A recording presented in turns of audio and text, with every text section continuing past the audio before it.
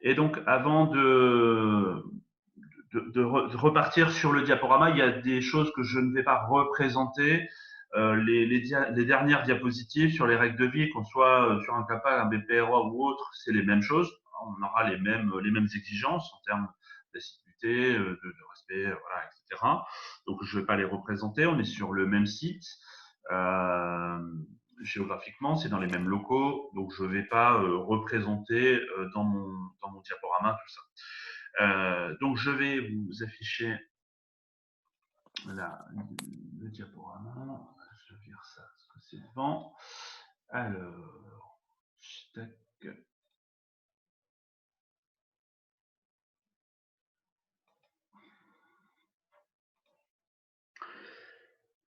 Donc au niveau du BPROA, on a donc alors il y a deux orientations, BPROA, brevet professionnel responsable d'entreprise agricole. C'est son intitulé de diplôme. Il y a plus, en fait, sur le diplôme, il n'y a plus de spécialité maintenant. Par contre, effectivement, les centres ont leur propre ont leur propre ont leur propre orientation, je vais dire. Voilà. Alors, je répondrai. Il y a une question voilà, sur le chat concernant le bac pro. Je répondrai à cette question-là à la fin de la présentation. Donc, au niveau du BPROA, nous, on a deux orientations, maraîchage bio et aquaculture continentale. Belfort étant loin de la mer, on est resté effectivement sur l'aquaculture continentale, même si on accompagne effectivement des porteurs de projets sur tout type de projets. Donc, au niveau du BPROA, donc on a au total 7 blocs de compétences à valider sur le BPROA.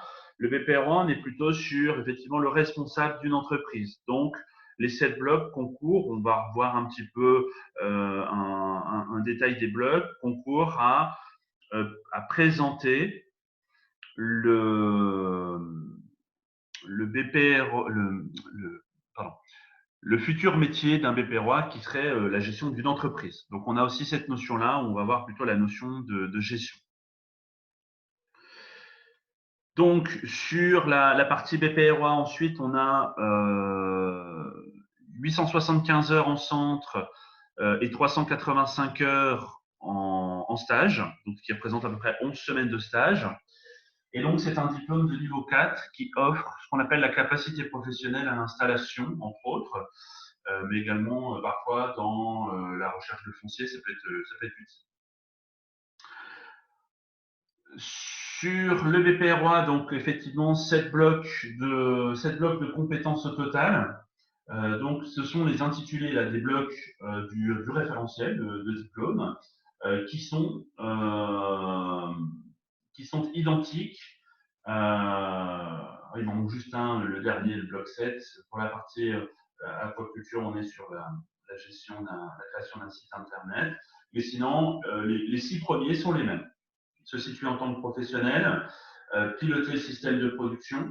Donc là, c'est la connaissance de l'entreprise, conduire le processus de production. Alors, c'est vrai que dans les nouveaux référentiels, on parle beaucoup d'agro-système, c'est-à-dire comment on intègre notre entreprise au système, à l'environnement, au respect de l'environnement, etc. Et donc là, on est plutôt sur le bloc 3, sur la partie technique, production. Voilà. Ensuite, on a le bloc 4 qui est la partie technico-économique, gestion financière et administrative. Donc là, plutôt la partie comptabilité-gestion, c'est-à-dire que pour un BPROA qui rentrera chez nous, peu importe l'option, on va se servir de ce bloc-là pour évaluer la comptabilité-gestion de son projet professionnel d'installation.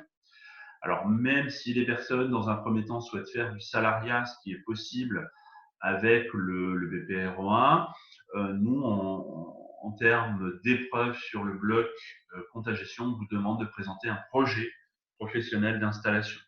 Alors, d'installation en maraîchage, en aquaculture, plutôt souvent de reprise, le contexte étant différent sur la partie aquaculture, la création est un petit peu plus complexe. Ensuite, le bloc 5, c'est le bloc valoriser les produits et services de l'entreprise, c'est-à-dire que là, c'est pas le tout de produire, il faut les vendre, et il faut vendre ça au bon prix, au bon endroit. Donc, que ce soit en circuit court, que ce soit par des magasins de producteurs, vendre sur la ferme, etc., etc., etc. Ensuite, on a un bloc de transformation des produits maraîchers et aquacoles, avec une partie tronc commun sur tout ce qui est hygiène et sécurité alimentaire, HACCP, marche en avant, et une partie dégroupée pour les deux options sur la partie pratique. Réalisation, bon, j'avais mis quelques photos d'illustrations, là on voit les BPROA. On avait fait voilà, soit passer des pots lacto-fermentés. On fait toute la partie poisson va être sur, on va jusqu'à des mousses, des quenelles. On a fait des soupes avec les maraîchers, des compotes, des gelées, etc. En essayant de valoriser au maximum les fruits. Et donc pour la partie maraîchage, on a un bloc 7 qui représente on appelle une unité un petit peu spécifique à chaque centre, une UCAR. On a produire des petits fruits en UCAR, et puis pour la partie aquaculture, on a un bloc 7 qui sera communiqué grâce à Internet avec la création d'un site Internet. Voilà pour, je dirais, les blocs qui composent le diplôme. Pour obtenir le diplôme, c'est exactement comme pour le CAPA, il faut obtenir l'ensemble de ces blocs de compétences, on appelle ça bloc de compétences maintenant. Chaque bloc, en fait, il y a une épreuve par bloc. Voilà. Donc, en gros, sur le BPROA, il y a 7 épreuves au total qui se déroulent effectivement soit en pratique. Il y a toujours la même chose, un entretien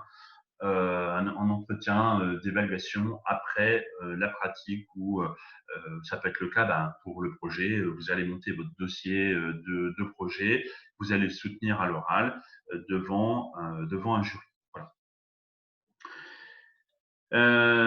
Pour la partie maraîchage, j'aurais fait un petit zoom, l'idée étant pas de rentrer dans le détail, mais on a effectivement l'idée, c'est d'apporter aux stagiaires qui réfléchissent à un projet la connaissance, que ce soit du végétal, du sol. Alors, en fait, en BPROA agricole, on travaille avec du vivant, et le vivant, il a toutes ses particularités. C'est à la fois ce qui est très intéressant, parfois très complexe, parce que entre ce qu'on va voir dans une salle de cours et ce qu'on verra sur le terrain, il y aura des écarts. C'est ça qui est très intéressant, sinon on s'ennuierait. Mais effectivement, ça va être très important de connaître le sol aujourd'hui. Hein. On voit bien qu'on a quand même fortement négligé dans l'agriculture très conventionnelle le sol et son intérêt. Donc ça, c'est des choses. On parlera de maraîchage sur sol vivant, par exemple, ou de maraîchage bio. Tout ce qui va être itinéraire technique de production, les variétés de légumes. Alors, bien sûr, ce n'est pas possible de voir toutes les variétés tellement le catalogue serait long, mais l'idée, c'est de voir les principales variétés et de pouvoir choisir les variétés qui seraient pertinentes pour votre future production, que ce soit en termes de fonctionnement du sol et autres, mais également économiquement parlant. Tout ce qui va être structure, bon, sachant qu'en maraîchage, les structures sont relativement simples. On sera plutôt sur des serres, voire des tunnels, un tunnel simple. Ce sont des questions de coût, de mise en place. Et après, les différents matériels, équipements qui peuvent être utilisés pour la production, la plantation, la production, voire parfois aussi la récolte. On parlait de tracteurs pour être capable, pareil, également sur la partie maraîchage. Et donc sur la partie, cette fois-ci plutôt aquaculture, sur la partie technique, alors on a, en fait, on a à peu près, on va voir la même chose, c'est-à-dire que pour le maraîchage, on va faire attention au sol. Là, pour l'aquaculture, on va faire attention à l'eau. Donc, il y a une il y a une bonne partie d'heures sur la physico-chimie de l'eau et en fait, elle suit sur tout le long parce que les animaux ont des exigences. Tout ce qui est biologie, à l'instar de la biologie du végétal, là, on aura la biologie du poisson hein, ou éventuellement d'autres choses qui pourraient être produites dans l'eau. On va avoir deux grandes orientations, aquaculture intensive avec le modèle salmoniculture et aquaculture extensive avec le modèle étang. Et éventuellement aussi les nouvelles pratiques qui se développent de plus en plus, type circuit recirculé, les nouvelles espèces, perches, cendres, pour ne citer que celles-ci, et éventuellement des espèces de diversification en ranaculture, astaciculture, donc ranaculture, élevage des grenouilles, et astaciculture, élevage des écrevisses. Et pareil, tout ce qui est lié aux équipements matériels, et bien sûr, cycles de production qui sont également intéressants de maîtriser pour pouvoir vendre les animaux au bon moment. Voilà. La formation, effectivement, donc que ce soit maraîchage ou aquaculture, va se dérouler en centre. On aura effectivement donc tout ce qui est apport théorique, visite d'entreprise, parfois des TP chez les professionnels, tout ce qui est transformation effectivement donc des produits maraîchers aquacoles donc avec un partenaire qui est le CFA de Bétoncourt. Également pendant la formation, préparation du projet professionnel, on a un bon nombre donc, de BPROA qui sont désireux de changer de vie, bien souvent, de se réorienter. Et c'est pendant la formation le bon moment de préparer son projet pro de différentes façons, que ce soit en créant un réseau par les stages, par les visites, par les intervenants, en mettant éventuellement aussi ses chiffres, voilà, parce que entre l'idée entre l'idée et la réussite de l'idée, souvent, malheureusement, passe l'économique. Et donc, on va réfléchir aussi avec vous sur la mise en place de ces arguments économiques en disant, voilà, je veux vendre ci, je veux vendre ça, comment, les investissements, les financements. Et donc, vous rencontrerez différents professionnels au cours de la formation, que ce soit les personnes de la Chambre d'agriculture, des interventions d'interview éventuellement, de conseillers sur l'installation, etc., etc., pour vous structurer et pour avoir les différents contacts. La chose importante dans un projet, c'est le réseau. Et donc, les interventions font partie intégrante du réseau. Et donc, bien sûr, également, les 11 semaines de stage qui potentiellement permettent de mettre en pratique la théorie que vous allez voir en centre, de parfois voir qu'il y a il y a des différences. Voilà. Effectivement, parce qu'il y a autant de façons de faire qu'il y aura de maîtres de stage, certainement. De réaliser les gestes importants à travers des activités ciblées, la compréhension du fonctionnement d'une entreprise, création d'un réseau pro et également aussi découvrir les contraintes du métier. Parce que il n'y a pas. Enfin, la vie toute rose n'existe nulle part. Et effectivement, dans tous les métiers, il y a des contraintes, que ce soit physique, que ce soit psychologique aussi, hein, surtout dans la création d'une entreprise. Voilà. J'ai vu nulle part que c'était facile. Si sur Internet, c'est toujours facile. Après, sur le terrain, c'est un tout petit peu plus compliqué. Voilà. Donc, psychologique. Donc, il faut avoir une certaine endurance, ne pas s'arrêter au premier document administratif qui vous dira l'inverse de celui que vous aviez reçu au début de semaine, sinon ça va être compliqué. Et ça, c'est vraiment la partie intégrante d'un BPROA pour monter un projet à bien.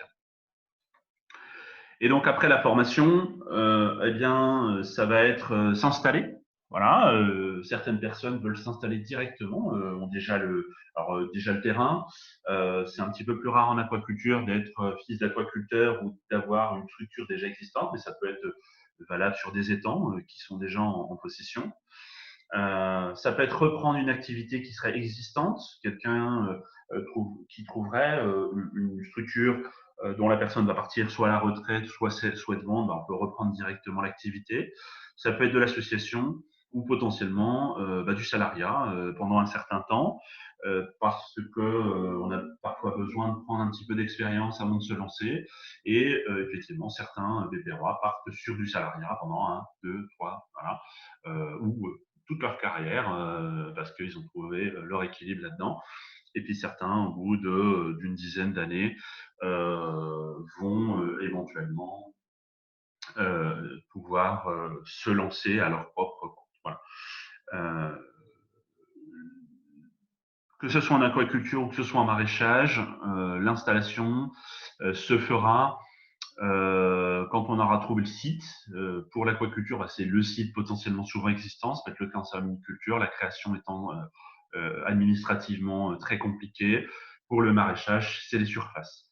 Attention, l'un comme l'autre, j'ai le cas aussi bien en maraîchage qu'en aquaculture.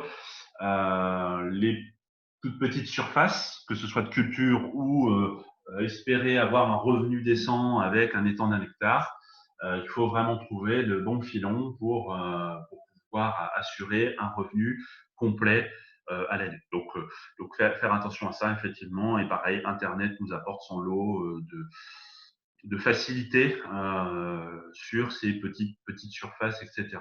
Ça peut permettre parfois de se lancer, hein, bien sûr, de s'essayer en tant que professionnel, mais souvent on va être obligé d'acquérir des surfaces supplémentaires ou des étangs supplémentaires en partie aquaculture. Voilà pour ce que je voulais vous présenter sur la partie aquaculture, BPR. Sur le BPROA, juste, en fait, il y a un tronc commun, bien sûr. Ce tronc commun, il est à peu près de la moitié de la formation. Pourquoi? Parce que les BPROA, sur les modules généraux, des blocs de 1 à 5, sont communs à tous les BPROA. Donc, on a à peu près 400 heures de formation qui seront communs entre les aquas et les maraîchers, et ensuite 400 heures, un peu plus de 400 heures qui seront spécifiques, bien sûr, sur les modules techniques, sur la partie pratique du bloc de transfo et sur l'UCAR 7 qui est spécifique aux deux orientations. Voilà pour cette partie-là. Également, on propose sur le BPROA en fait principalement 2 orientations qu'on a développées principalement sur la partie aquaculture parce qu'on recrute au niveau national, on recrute un petit peu plus en régional sur la partie maraîchage. On propose également un BPROA distanciel, éventuellement là pour les personnes qui seraient loin. Attention, la partie distancielle et la partie présentielle, c'est bien le même diplôme, mais c'est pas du tout la même organisation. Et ce qu'on ne peut pas retrouver en distanciel, c'est l'effet groupe qu'on aura en présentiel. Voilà. Hein. Sachant que sur la partie distancielle, on a peu de place avec des financements type région, avec une action qui commence là en juin, et les places sont déjà pourvues. Par contre, on a plus de place en présentiel. Voilà pour ma présentation. Il y avait donc une petite question de Ellie sur le chat. Est-ce qu'on a besoin de faire un BPROA si on a un bac pro? Alors attention, tous les bacs pro ne donnent pas la capacité professionnelle.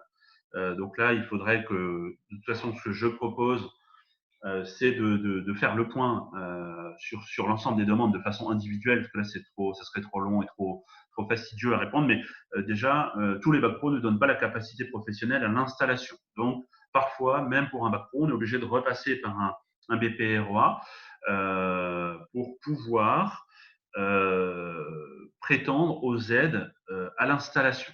Voilà. Aide à l'installation, dans le cadre, par exemple, de la DGA, mais également d'accès au foncier, voilà, où souvent on peut nous demander. Alors, j'ai juste un petit bonjour. Je pense que la question vient. Après, vous pouvez, j'avais pas dû remettre le verrou. Non, c'est pas là, c'est là. Ah si, voilà. Vous pouvez réactiver éventuellement votre micro. Et si vous voulez parler directement en essayant effectivement de se discipliner, bien sûr, hein, éviter que tout le monde parle en même temps. Je peux répondre éventuellement voilà. Donc, les bonjours s'accompagnaient de questions. C'était juste pour me dire bonjour, ce qui me fait très plaisir, éventuellement, sans aucun souci. Euh, alors, effectivement, il y a, je reprends, j'en profite pour regarder, sur le BPROA, il y a en fait des conditions d'accès au diplôme et des conditions d'accès à la formation. J'ai une question, effectivement. Est-ce qu'il faut avoir un an d'expérience? Alors, ça va dépendre du niveau scolaire. Si vous avez un niveau type niveau 4, donc le niveau bac, par exemple, vous pouvez effectivement, il faudra justifier d'un an d'activité professionnelle. Alors, sachant que voilà, là, c'est pareil, c'est des choses qu'on va revoir plutôt d'un point de vue administratif ensemble, parce que ça nécessite d'approfondir, potentiellement voir ce qui manquerait comme expérience professionnelle, voir éventuellement, si c'est le cas, sur la partie aquaculture, on a cette option-là également dont j'ai pas parlé, ça serait de faire de l'apprentissage. Voilà. Alors, bien sûr, l'apprentissage, il y a des contraintes d'âge, etc., mais il y a cette possibilité-là. On a l'année dernière, on l'a pas fini, il est parti, il a terminé son parcours et en fait, Paul avait 27 ans. Il a trouvé un contrat d'apprentissage effectivement dans une entreprise qui cherchait voilà un apprenti mature. Et du coup, effectivement, donc c'est possible encore jusqu'à ce délai-là. Et là, ça peut répondre à j'ai pas suffisamment d'expérience professionnelle, je vais aller faire de l'apprentissage. Ou sinon, s'il manque quelques mois, potentiellement, je peux voir comment je peux travailler là-dessus.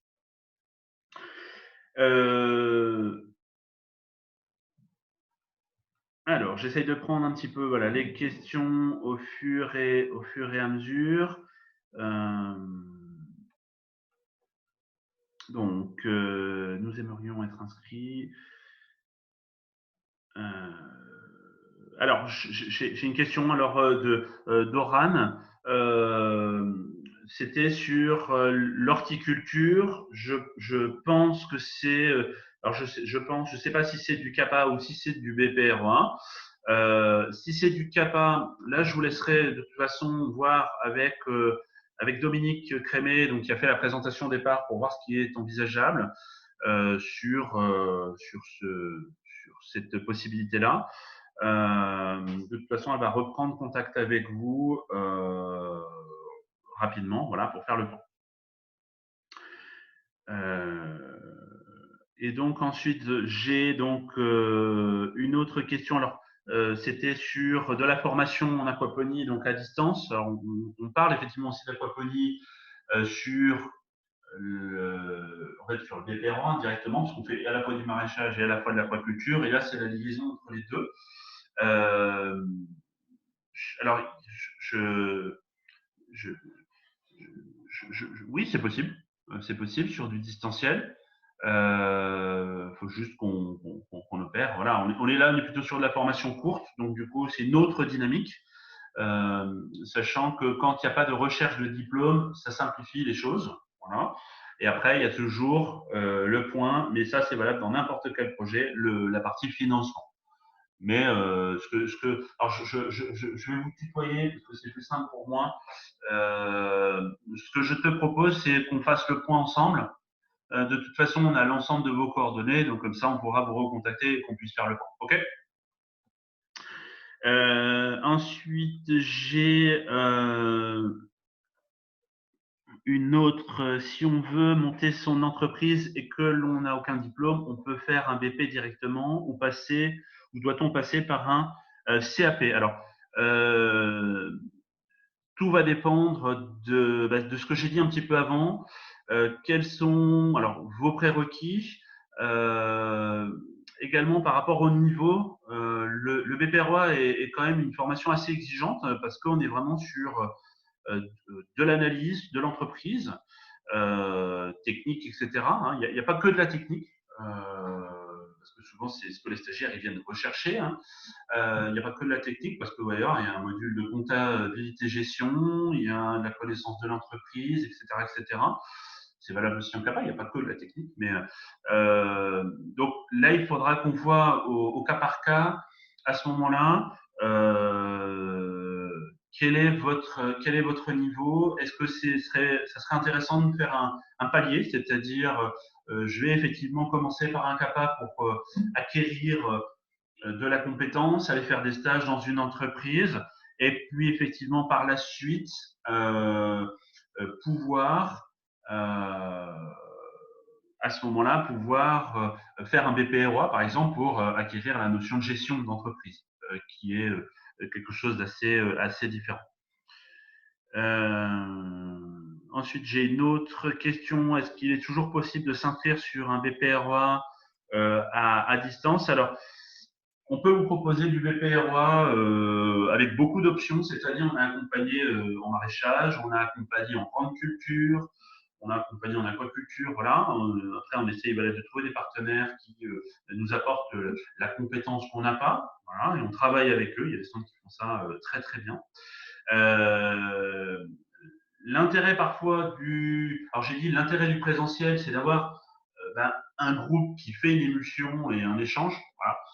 Dans ces temps de confinement, on aimerait bien être plutôt autour d'une table que devant sa caméra. Mais effectivement, je comprends que quand je veux continuer de travailler et que je ne peux pas m'arrêter de travailler et je veux quand même me former, la solution distancielle est la plus pratique. Il y aura juste un point. Alors, je n'ai pas de nom, j'ai juste un prénom. C'est pour Benoît. Ce qu'il faut voir, c'est que dans un BPROA, il y a un nombre de semaines obligatoires. Quand on n'a pas d'équivalence, c'est sur un BPROA présentiel, le nombre va être à 11 semaines. Le nombre de semaines minimum réglementaire, c'est 8 semaines. Donc, tout en travaillant, ça peut être aussi cette contrainte-là, comment je peux arriver à faire 8 semaines de stage. Sachant que pour nous, sur la partie distancielle, une semaine, c'est pas une semaine du lundi au vendredi. Ça peut être 5 samedis, etc., etc. Donc, à voir comment on peut. Mais là, pareil, ce que je propose, c'est qu'on traite cette question-là un petit peu en privé pour faire le point sur tout ça.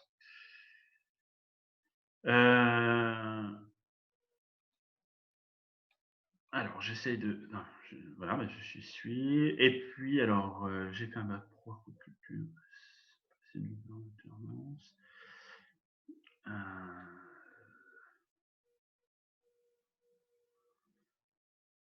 Alors, j'ai fait un bac pro. Alors, pareil, pour Élise, ce que je te propose, c'est qu'on fasse le point ensemble. Éventuellement, l'expérience professionnelle, si vous avez fait de l'apprentissage, ça compte. Voilà. Mais je te propose de faire le point directement avec toi. Ça sera plus pertinent et on pourra aller plus loin. Ensuite, j'ai une question. Alors, je ne sais pas qui se cache derrière Écureuil, mais je sentais bien que c'était un côté maraîchage. En fait, sur le BPROA maraîchage, on a une orientation effectivement maraîchage biologique. Donc, on aborde en fait plein de notions. Je ne vais pas rentrer dans le détail de tout ce qu'on allait mettre à l'intérieur de voilà. Alors, je vois des notions de permaculture, de biodynamie. L'idée pour nous, c'est exactement la même chose que ce soit en maraîchage ou que ce soit en aquaculture. Euh, c'est bien sûr dans la partie que ce soit respect du sol ou respect de l'eau, de l'environnement, etc., d'aller voir potentiellement des méthodes alternatives. On voit bien, et c'est le cas par exemple en maraîchage, qu'il y a une problématique qui est l'eau.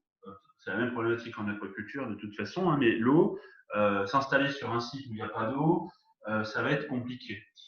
Par contre, effectivement, il y a des solutions pour économiser l'eau, etc., etc.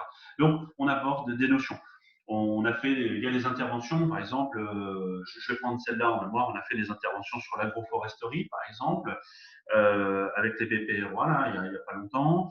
Donc, c'est des choses, effectivement, qui seront évoquées. Alors, par contre, c'est pas un BPROA permaculture. Parce que dans toutes ces annonces, il y a des choses aussi. On a la même chose sur la partie aquaculture.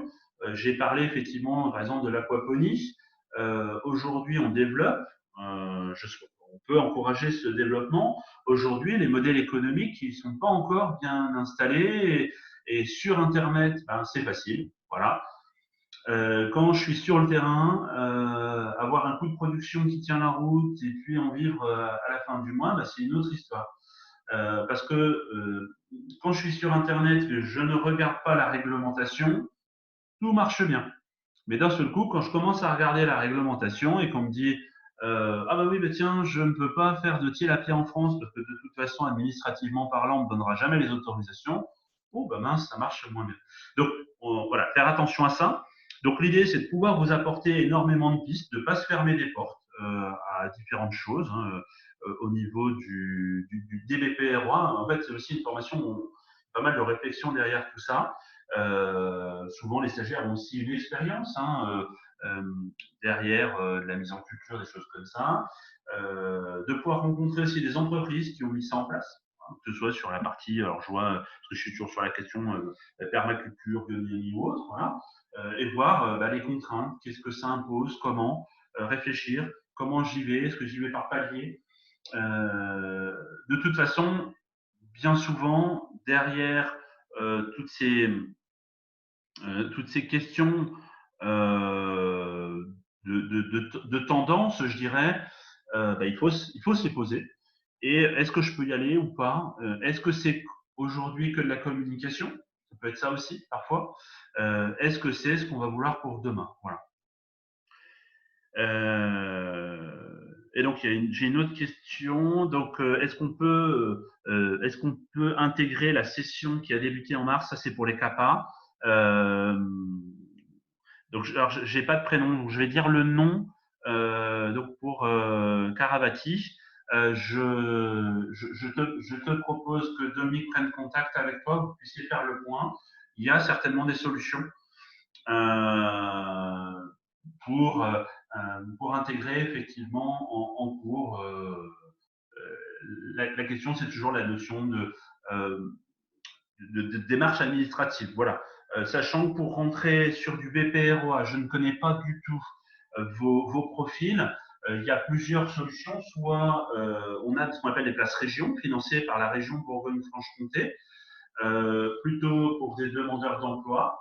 Et potentiellement, il y a ce qu'on appelle, alors maintenant, je suis pas encore tout à fait à l'aise avec toutes ces terminologies-là, mais c'est ce qu'on appelle les CPF transition, qui ont remplacé en fait les congés individuels de formation, qui permettent à quelqu'un qui serait salarié, alors ça pourrait être le cas pour la personne, alors je vais dire bah, c'est pour Benoît, qui est salarié, de demander alors je vais dire CPF transition. Le CPF transition, c'est quoi? C'est les entreprises cotisent au fur et à mesure pour comment pour ses employés, et l'employé va acquérir un droit à la formation. Et effectivement, on peut solliciter alors soit sur un temps de travail, soit hors temps de travail. Donc, si je veux continuer de travailler, Aujourd'hui, alors c'est le cas sur nos BPRO en distanciel, on a eu plus de prise en charge sur du hors temps de travail que sur du temps de travail. Bon, c'est comme ça, économiquement aussi, hein, le CPF transition, il n'a pas le salaire à payer quand le stagiaire fait sa formation au temps de travail. Voilà. Donc, ni l'un dans l'autre, de toute façon, les finances n'étant pas extensibles, mais il y a des dossiers hein, à demander, et tous les ans, effectivement, on a quelques stagiaires, ça représente 10, parfois 15, 20% de stagiaires qui sont en CPF transition. Donc, ils viennent en formation, par exemple présentielle, ils continuent de toucher alors, un salaire de base, etc. L'entreprise qui les embauche va être remboursée du salaire, et puis le stagiaire peut venir se former. Et quand il termine sa formation, voilà, on a nos stagiaires VPRA qui terminent cette année un peu particulière, et ils vont retourner au boulot ou au chômage partiel si dans le secteur où ils étaient, ils ne reprennent pas l'activité, mais ils sont toujours dans les effectifs de leur entreprise. Et puis donc voilà, donc on a donc, le financement région, le financement pro entre guillemets, CPF transition, et on a un dernier financement qui n'est pas celui le plus utilisé, c'est le financement personnel. Voilà, c'est-à-dire j'ai pas de droit, mon statut ne me permet pas d'avoir des droits pour l'emploi, j'ai pas l'expérience sur ça, bon, bref, etc. Ouf, là je paye moins. Voilà. Historiquement, j'ai vu un candidat le faire depuis les 15 dernières années. Voilà. Voilà, je vois pas d'autres questions. Je pense avoir fait le tour de tout ça. Alors, si, quel serait le coût de la formation si elle n'est pas prise en charge? Aujourd'hui, un BPROA, alors un BPROA complet sans équivalence, hein, c'est 875 heures fois, on doit être à 13 € de l'heure. Voilà. Donc ça vous donne un ordre d'idée. Là, voilà, ça va vite. Sachant que les stages, il n'y a pas de coût sur la partie stage, on est bien sur la partie formation. Un BPROA, en fait, doit faire 1200 heures de formation totale, centre plus stage. Voilà. Donc, alors après, de toute façon, pour répondre à la question d'Elie, si on veut être pris en charge pour une classe région, de toute façon, il faut être demandeur d'emploi. C'est une obligation de la région Bourgogne-Franche-Comté. Donc oui, il vaut mieux être inscrit à Pôle emploi. Sinon, ça va être difficile d'avoir ce qu'on appelle une prescription de Pôle emploi pour la formation. Ça ne marchera pas. Parce que c'est la condition sine qua non pour rentrer aussi en formation, il faudra une prescription. Donc là, il faudra demander à son conseiller Pôle emploi, dans le cadre de votre parcours, ce qu'on appelle effectivement une prescription. Et là, les voies de Pôle emploi sont impénétrables. Et il n'y a que Pôle emploi qui potentiellement va, donc, en fonction du conseiller, on sait que ce n'est pas toujours si facile que ça. Donc il faut être actif, proactif auprès du conseiller. Voilà. Est-ce qu'il y a d'autres questionnements? Alors, ce que je vais faire, je vais vous remettre, j'avais mis au tout début du chat le lien, mais je vais le remettre du coup dans le chat pour tout le monde. Comme ça, vous aurez à nouveau le lien pour vous reconnecter justement si vous avez des questions sur la partie administrative. Là, l'équipe administrative saura beaucoup mieux répondre parce que c'est voilà, un amoncellement de cases, de différents types de parcours, etc. etc. Donc, n'hésitez pas à leur poser les questions. Et puis, de toute façon, il y aura voilà, on va vous programmer, on prendra contact avec vous. En fonction, normalement, on va avoir un petit peu plus de précision. Éventuellement, si vous ne l'avez pas déjà fait, n'hésitez pas aussi à compléter le formulaire en ligne sur le site. Sur le site, je vais vous mettre le lien. Comme ça, on aura aussi toutes vos coordonnées. C'est plus simple pour nous pour vous joindre. Et comme ça aussi, on aura un petit peu plus de précision vous concernant, votre durée d'activité, etc., etc. Mais surtout aussi la formation précise, parce que là, voilà, on a des noms et des prénoms, mais est-ce que c'est du CAPA, du BPROA, on ne sait pas encore forcément. Donc n'hésitez pas, je vous mets le lien, de compléter ce lien. Si vous l'avez déjà fait, c'est pas la peine. Et si vous ne l'avez pas fait, vous pouvez le faire. D'autres questions? Ça vous paraît alors pour ceux que je vois à l'écran, je vais mettre voilà. Si ça vous paraît OK, vous pouvez secouer la tête, lever la main. Voilà. De toute façon, il y aura forcément d'autres questionnements. Hein. Ça serait magique qu'on ait répondu à l'ensemble. C'est vrai que souvent, bah, on le fait en présentiel et puis on prend du temps de façon un petit peu. Voilà. Alors, j'ai une autre question qui vient d'arriver. Est-ce que l'aquaponie permet de commercialiser des produits sous le label bio? Pas aujourd'hui en France, parce qu'on est sur une culture hors sol. Donc aujourd'hui en France, non. On sait que le cahier des charges bio en fonction des pays est très divers et varié. Je sais donc du coup ton projet se ferait au Maroc. Là, à voir si potentiellement le cahier des charges est plus souple au Maroc qu'en France. Hein, mais on est assez surpris quand même de toute façon sur le cahier des charges bio, effectivement pas le même. Par contre, en France, pour l'instant, non, parce qu'on est sur la culture effectivement hors sol. Enfin, il y a deux types de cultures. Il y a la culture de plantes qui sera hors sol, hein, effectivement. On utilise l'eau des poissons pour faire pousser des plantes. Par contre, également, les poissons n'auraient même pas la qualification bio, même si je respecte toutes les conditions de 25 kg par mètre cube, etc., ou 35 kg par mètre cube, parce qu'on est pareil, sur du hors sol. Bon, voilà. Après, aujourd'hui, je pense que bien sûr, il y a le label qui est important. Et après, il y a la communication et ce qui va manquer.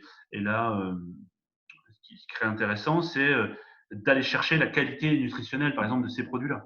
Mais c'est valable pour n'importe quelle technique, que ce soit l'aquaponie. Tout à l'heure, on parlait de permaculture. On peut parler potentiellement.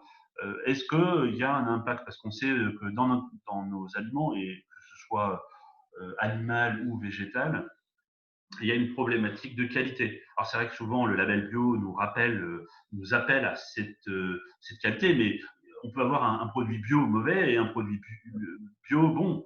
C'est pas parce qu'il est bio qu'il est bon. Vous voyez ce que je veux dire, quoi. Donc là, il faudrait voir. Mais par contre, effectivement, au Maroc, je ne connais pas le cahier des charges. Euh, et c'est pareil, potentiellement, voir il y a un cahier des charges certainement entre guillemets européen. En fait, on redescend en cascade, voilà. Et après, il y a des contraintes de plus en plus fortes liées au pays, quoi. Ouais. Ok. D'autres questions pour les personnes qui restent? Ou ça vous paraît?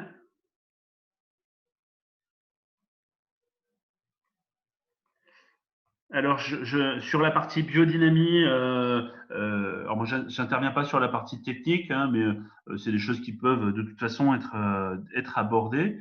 Ça, je reprendrai sur la partie technique, hein, mais de toute façon, je répète sur que ce soit les BPRA, mais certainement aussi sur les CAPA, euh, on a très régulièrement des demandes. Hein. Moi, j'avais fait une formation sur l'aquaponie, une personne qui m'avait posé des questions sur l'électroculture, par exemple. Bon, ben, on a trouvé des éléments et puis on a échangé là-dessus. Donc, par contre, ce sera pas, on va pas faire un BPROA sur l'électroculture parce que c'est pas le but. Hein. Il y a plein de choses à savoir avant. Puis après, effectivement, c'est comment je conduis ça. Et puis trouver des ressources, c'est ça l'idée aussi. Voilà. En fait, 875 heures, ça paraît beaucoup, mais c'est la première chose que je dis à l'ensemble des PPRA quand ils commencent. Euh, on ne devient pas un professionnel en 800 heures de formation. 1200 heures avec le stage, ça se saurait. Euh, Ensuite, une autre chose qui est importante, souvent les stagiaires attendent une recette miracle. Vous voyez ce que je veux dire? C'est-à-dire, les formateurs de Val-d'Oire ont une baguette magique et avec la baguette de et voilà, tout se transforme en. Non, ça n'existe pas nulle part. Hormis, encore une fois, sur Internet, où effectivement la baguette magique, elle existe. Hein. Voilà, hop, ça a marché, c'est facile.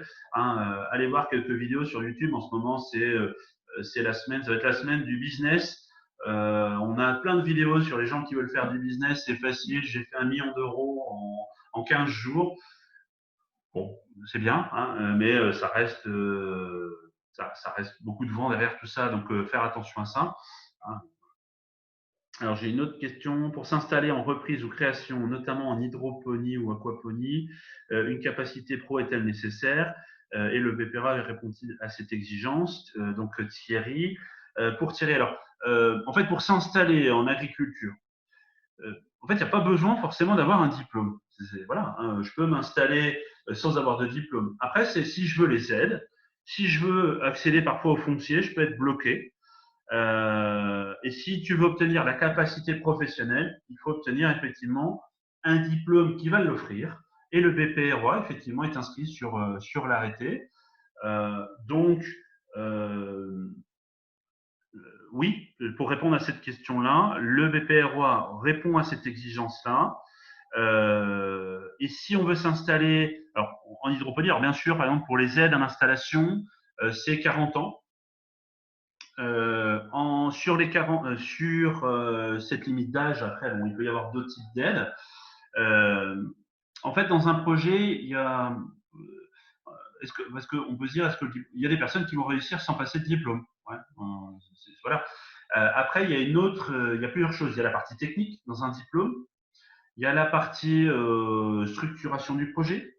Il va y avoir également autre chose. Donc, on va acquérir la capacité professionnelle pour potentiellement avoir l'obtention de la DGA, voilà, quand j'ai moins de 40 ans.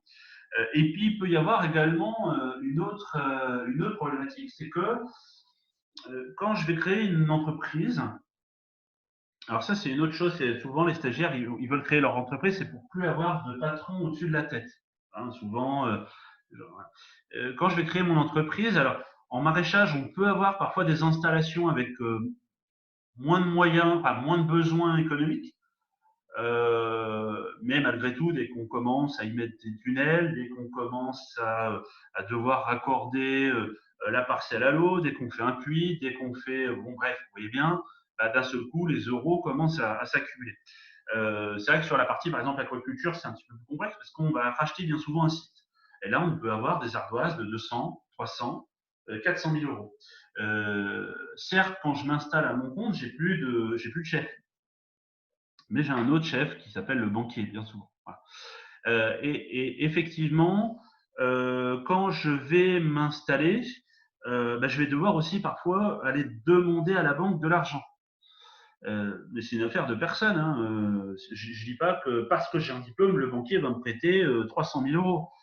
Mais j'ai une expérience pro, j'ai un diplôme, etc. Déjà, ça apporte de l'eau un petit peu à mon moulin. Et après, ben, de toute façon, on sait que dans un projet, ce qui fera la différence, c'est le porteur de projet. Donc voilà. Donc, je pense qu'effectivement, ça apportera. Voilà. Et en plus, voilà, sur la partie aujourd'hui aquaponie, hydroponie, alors je ne sais pas pour Thierry quel est ton lieu potentiel d'installation, si c'est en France, par exemple, le métropole. Euh, Ben, on va avoir besoin à des recours, à des serres techniques, des circuits recirculés. Même si aujourd'hui on peut faire beaucoup de choses soi-même parce qu'on est bricoleur, forcément, tu auras besoin certainement de faire un financement quelque part, voilà, d'aller chercher peut-être aussi des fonds, alors qui sont spécifiques à l'aquaculture cette fois-ci, type FEAMP. Et là, c'est des dossiers qui peuvent être assez lourds, hein, mais qui peuvent être intéressants avec des financements de 50%. Le nouveau FEAMP devrait sortir, hein, au moins que le Covid ait bouffé tous les sous de l'Europe d'ici là. Mais théoriquement, il y aura des fonds, il y a des fonds en fait pour la mise en place de projets. Faut aller les chercher et souvent, parfois, le diplôme peut être intéressant en termes aussi de justification. Voilà. Entre autres. Entre autres. Voilà. Ok. C'est bon pour toutes les personnes qui restent? Ok. Eh ben je vous dis à bientôt. De toute façon, alors pour toutes les personnes qui seraient potentiellement BPROA, c'est moi qui vais vous recontacter pour faire le point avec vous d'ici d'ici le courant de semaine prochaine. Je vais commencer à rappeler les différentes personnes, faire un point un peu plus précis sur votre besoin, vos projets. Et puis avancer effectivement comme ça avec vous et lever les potentielles barrières, voir si c'est du présentiel, du distanciel, si c'est de la formation courte, si c'est etc., etc. Ok. N'hésitez pas à vous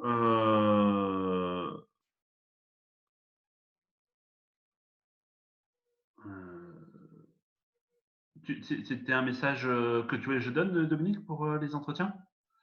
Donc du coup, il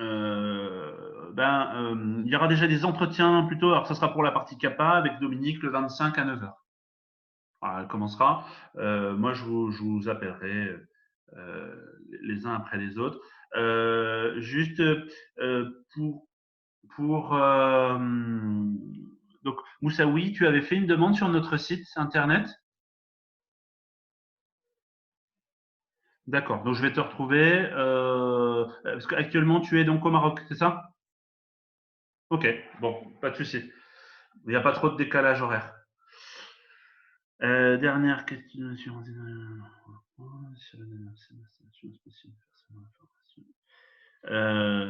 oui, il y a possibilité. Donc ça, c'est pour Ellie. Le bac pro aquaculture, effectivement, donne la capacité professionnelle, sachant que voilà, ça sera un diplôme sur 2 ans et il y a possibilité de faire que la partie aquaponie chez nous sans souci. Oui. 2 heures de décalage, ok. J'appellerai pas trop tôt. Alors, pardon, effectivement, les BPROA, c'est une information que je n'ai pas donnée. En présentiel, ils commencent mi-septembre. De tête, je n'ai plus de tête, mais j'ai travaillé sur les rubans. On doit commencer même plutôt début septembre, le 7 septembre. Du 7 septembre au 14 juin, si mes souvenirs sont bons. Voilà.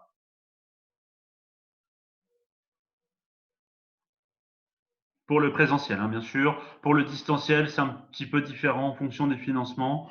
On a des démarrages à peu près au fil de l'eau en permanence. Voilà. Mais en présentiel, on est bien du 7 du 7 septembre au 11, voilà. Ou au moins qu'il y ait d'ici là des contre-indications. Voilà. Mais pour l'instant, on est toujours sur ces dates-là. Voilà. De toute façon, si jamais il devait y avoir contre-indication, on vous préviendrait, bien sûr. OK. Et donc voilà, donc n'hésitez pas à aller sur éventuellement la visio administrative, hein, si vous avez des questions un peu plus précises au niveau administratif. Et puis moi, je vous souhaite un bon week-end, un bon week-end déconfiné du coup, hein, mais restez sages quand même. Et puis je vous dis à bientôt.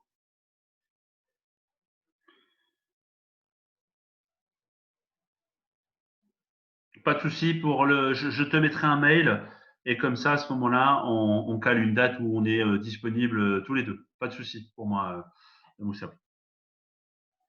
À bientôt.